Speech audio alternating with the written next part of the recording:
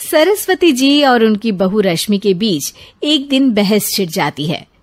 आखिर किसका काम ज्यादा आसान है, बहू का या सास का? माँ जी, सास को काम ही क्या है, आपके सारे काम उंगलियों पे तो हो जाते हैं। कुछ भी। हाँ, हिसाब तो उंगलियों पे ही हो जाता है ना। अरे बेटा, ऐसा सिर्फ अभी लगता है। जो मुझे करना पड़ता है ना, वो तुझे करना पड़े तो समझ आएगा कि असली काम का पहाड़ कैसा होता है। ठेले बराबर वजन भी नहीं है आपके काम में, और बात पहाड़ों के वजन की कर रही हैं आप। तू ऐसा करती ही क्या है घर में बेटा, ये तो बता मुझे। मैं थोड़ी ना कुछ करती हूँ, सब जादू से हो रहा है इस घर में। अरे एक दिन मेरा काम करोगी तो समझ आएगा। Okay okay, shut up. कल से मैं घर के काम करूंगी और तू मेरी जगह हर चीज का हिसाब रखना, ठीक है? ठीक है, ये भी कर लेते हैं। ये सास बहू की डील के बारे में रश्मि के पति अमन को नहीं पता था और ना ही अमन के पिताजी सुरेश जी को। पर गेहूं के साथ साथ जैसे घुन भी पिस जाता है, ये दोनों भी पिसने वाले थे। सुबह अमन उठकर रेडी होता है ऑफिस जाने के लिए, तो पता है उसके कपड़े नहीं निकले हुए हैं। अरे रश्मि, तुमने मेरे कपड़े नहीं निकाले? अपनी माँ से पूछो ना, उन्हीं का काम है ये। अमन अपनी माँ के पास जाता है। अब मेरे कपड़े आज आप देने वाले हो क्या माँ? हाँ, देना तो मुझे ही चाहिए, पर तेरी बहू ने कपड़े धोने ही नहीं डाले, तो कोई भी धुला हुआ कपड़ा नहीं है बेटा। हैं? ऐसा क्यों? कपड़े तो धोने आप ही देते हो ना माँ?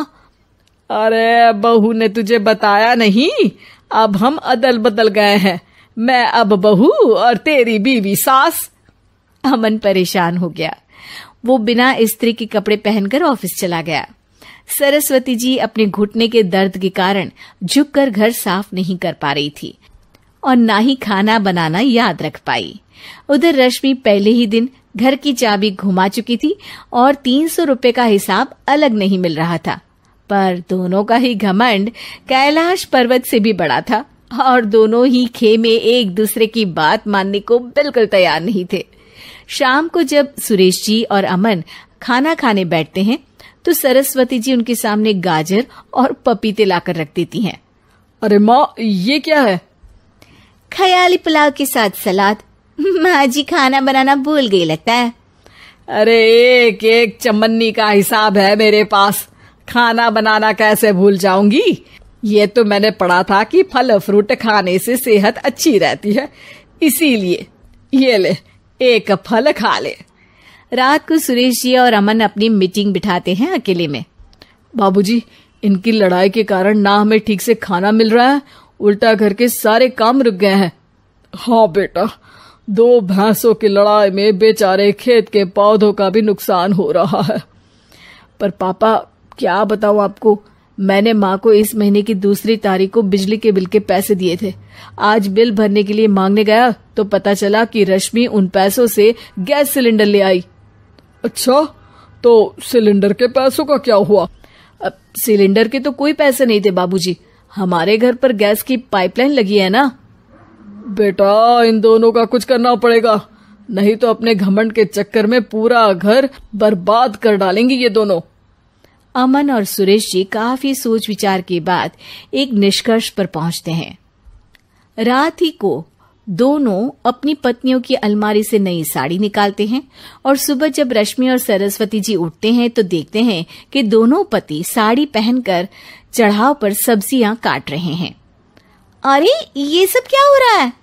क्या हो रहा है मतलब? आप दोनों अदल बदल हो सकते हो तो हम क्यों नहीं? अरे क्या मतलब? नहीं नहीं, मेरी भी बचपन से किसी की बहू बनने की इच्छा थी, तो आज से सरस्वती तुम बड़ी बहू, मैं मिडल बहू और अमन छोटी बहू। अरे लेकिन सब घर पर बैठ जाएंगे तो कमाएगा कौन? ये घर कैसे चलेगा? अब वो तो भैया या बाकी लोग जाने, अब हमने भी अदल बदल कर ही लिया है तो कुछ नहीं हो सकता। रश्मि और सरस्वती जी को समझ में आ जाता है कि उन दोनों की आपस की डील की वजह से इन दोनों को बहुत तकलीफ हो रही है और उनके ईगो ने दूसरों को कितनी यातनाएं दी है। अब असल में माँ जी आप सही थी, सास बनना बहुत मुश्किल है। अरे हाँ बेटा, और तू भी, मुझसे तो नहीं हो पाया सब घर के काम, वापस बदल ले क्या? हाँ हाँ बिल्कुल माँ जी, और अब आप दोनों भी बदल लीजिए, कोई आ गया तो आप दोनों को देखकर क्या सोचेगा। अच्छा है, आप दोनों के समझ में ये बात तो आई, मैं फटाक से कपड़े बदल लेता हूँ। अरे रुक जा बेटा, एक फोटो ले लेती हूँ तेरी, मेरी बेटी होती तो तेरे जैसी ही दिखती साड़ी में। और मेरा फोटो नहीं लोगी? 10वीं पास बहू। काजल की शादी सुमित के साथ हो गई। काजल के माँ बाप का एक कार एक्सीडेंट में देहांत हो जाने की वजह से उसकी पढ़ाई 9th क्लास के बाद हो नहीं पाई, क्योंकि काजल को उसके मामा जी ने पाल पोस कर बड़ा किया था, लेकिन उसे पढ़ाया लिखाया नहीं। काजल के अच्छे नेचर और उसकी सुंदरता को देखकर सुमित को वो पसंद आ गई और सुमित ने काजल के साथ शादी कर ली। शादी के बाद हमारी बहू भले ही कम पढ़ी लिखी है, लेकिन लाखों में एक है। सही कहती हो, पड़ोस वाले शर्मा जी अपनी बहू से बड़े परेशान हैं, उनकी कोई बात ही नहीं सुनती। अरे लेकिन हमारी काजल, वो तो हमारा खूब कहा मानती है और घर का काम भी कितने अच्छे से करती है। सही कहती है मम्मी, पहले मुझे भी लगता था आजकल के जमाने में सिर्फ 9th क्लास पास लड़की कुछ अजीब लगता है, लेकिन घर उसने कितने अच्छे से संभाल लिया है। अब बेटा, पढ़ाई तो वो अपनी परिस्थितियों की वजह से नहीं कर पाई, लेकिन बाकी काम तो अच्छा ही करती है। अच्छा मम्मी, शाम को मेरे ऑफिस के दोस्त और उसकी वाइफ घर पर आ रहे हैं काजल से मिलने के लिए। अरे ये तो बहुत अच्छी बात है बेटा, लेकर आओ तुम्हारे दोस्तों को। शाम के वक्त काजल, ये मेरा दोस्त अजय है और ये उसकी पत्नी Sonali. Hello Kajal, how are you? Are you working somewhere? माफ करना जी, मैं आपकी बात समझ नहीं पाई। आई एम सॉरी, मैं बस ये पूछना चाह रही थी कि क्या तुम कहीं पर जॉब करती हो या हाउसवाइफ हो? जॉब? आपका मतलब नौकरी ना, लेकिन वो मैं कैसे कर सकती हूँ? ये तुम्हारी वाइफ क्या कह रही है? क्या तुम अपनी वाइफ को जॉब नहीं करवाना चाहते? अरे नहीं नहीं दोस्त, वो बात नहीं है। एक्चुअली काजल सिर्फ 9th पास है ना, इसलिए। Oh my god, are you serious? Sumit आजकल के जमाने में और सिर्फ 9th पास? आजकल तो गांव की लड़कियां भी कॉलेज की पढ़ाई पूरी करती है। काजल, क्यों पढ़ाई नहीं की तुमने?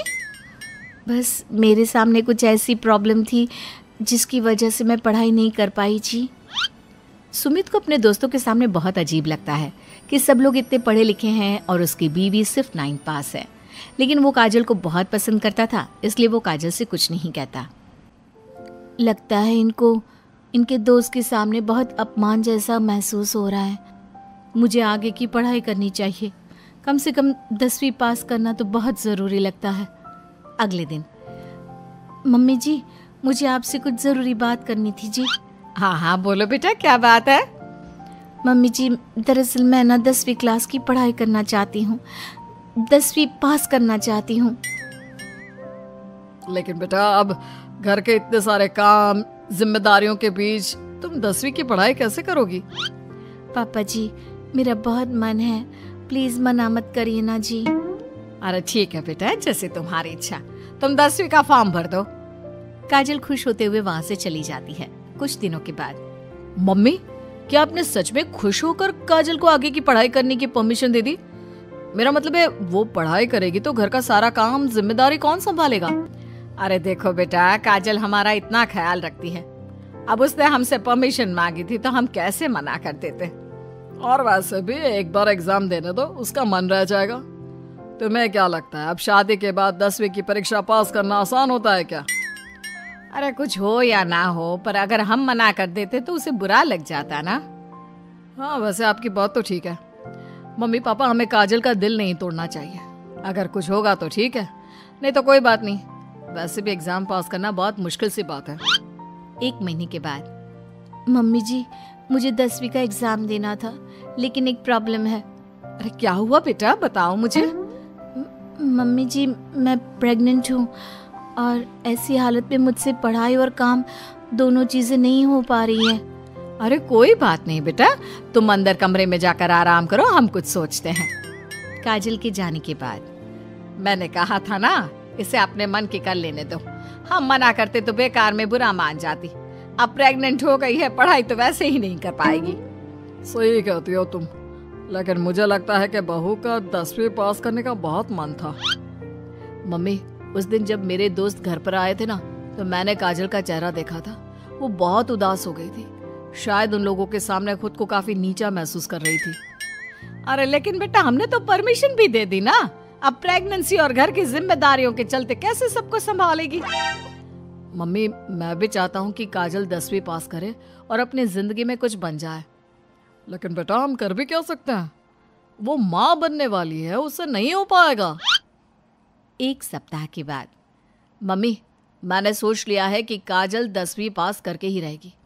मैंने अपनी कंपनी में 3 महीने की छुट्टी डाल दी है। अरे लेकिन क्यों बेटा, तुमने 3 महीने की छुट्टी क्यों डाल दी? एग्जाम तो काजल को देना है, तुम्हें नहीं। और तुम्हारे छुट्टी लेने से क्या होगा? पढ़ाई तो काजल को करनी है ना। देखो मम्मी, उसकी तबीयत और घर के काम, इन सब के चलते वो पढ़ाई नहीं कर पाती। तो अगले 3 महीने के लिए जो भी काम काजल करती है वो सब मैं करूंगा। अच्छा, तो तुम ये चाहते हो कि काजल सिर्फ और सिर्फ अपनी पढ़ाई पर ध्यान दे? बिल्कुल मम्मी, एक बार अगर अपनी बीवी की मदद नहीं की तो जिंदगी में फिर क्या किया। अगर हमारा बेटा अपनी बीवी के लिए इतना कुछ सोच सकता है तो हमें भी कुछ करना चाहिए। बात तो आपकी सही है। ठीक है बेटा, तू मेहनत करके काजल को पढ़ाने लिखाने का काम कर, घर की जिम्मेदारी मेरी। और देखो बेटा, रही बात तुम्हारी नौकरी से छुट्टी लेने की, तो कुछ दिन मैं अपनी दुकान पर जमकर काम करूंगा, ताकि हमें पैसों की कोई परेशानी ना आए। ये हुई ना बात। आपके जैसे मम्मी पापा हो तो फिर डरने वाली कोई बात ही नहीं है। जिसका आप लोगों के जैसा परिवार हो जी, उसे तो अपनी जिंदगी में कोई प्रॉब्लम आ ही नहीं सकती। अब देखिएगा, मैं खूब मन लगाकर पढ़ाई करूंगी जी। 3 महीने बाद काजल की एग्जाम भी हो जाती है और उसके रिजल्ट का दिन भी आ जाता है। अरे बेटा जल्दी देखो, हमारी बहू पास तो हो गई ना। अब हम सब ने मिलकर काजल की एग्जाम के लिए बहुत मेहनत की है बेटा। ये सिर्फ उसका नहीं, हम सबका रिजल्ट है। लेकिन मम्मी, उसका रोल नंबर तो कहीं मिल ही नहीं रहा। आप सबसे पहले 3rd डिवीजन और फिर 2nd डिवीजन में देखिएगा, क्योंकि इससे ज्यादा तो मैं कर भी नहीं सकती थी जी। अरे वही तो कर रहा हूँ काजल, तुम्हारा नाम तो 1st डिवीजन में भी नहीं है। अरे कहीं ऐसा तो नहीं ना कि हमारी बहू 10वीं में फेल हो गई। अरे ये तो बहुत गलत हुआ। हम सब ने तो उसका पूरे मन से साथ दिया था, और मैंने तो 3 महीने के लिए अपनी नौकरी भी छोड़ दी थी। लगता है मेरी किस्मत में पास होना लिखा ही नहीं है जी। मुझे माफ कर दीजिए, मेरी वजह से आप सबको बहुत तकलीफ झेलनी पड़ी जी। तभी अचानक सुमित की नजर टॉप करने वाले स्टूडेंट्स की लिस्ट पर पड़ती है। अरे काजल, तुम्हारा नाम तो मेरिट की लिस्ट में है। देखो, यहाँ तुमने चेक ही नहीं किया। क्या बात कर रहे हो बेटा? हमारी बहू का 10वीं के मेरिट लिस्ट में नाम? अरे वाह वाह, ये तो बहुत खुशी की बात है भाई। हम सबकी मेहनत रंग लाई। मेरिट में मैं अकेली नहीं, मम्मी जी, पापा जी, सुमित जी, हम सब आए हैं। और ये आने वाला बच्चा भी, ये भी तो हमारी फैमिली का हिस्सा है। आज मैं बहुत खुश हूँ, मेरी बीवी ने अपना नाम रोशन करके दिखाया है।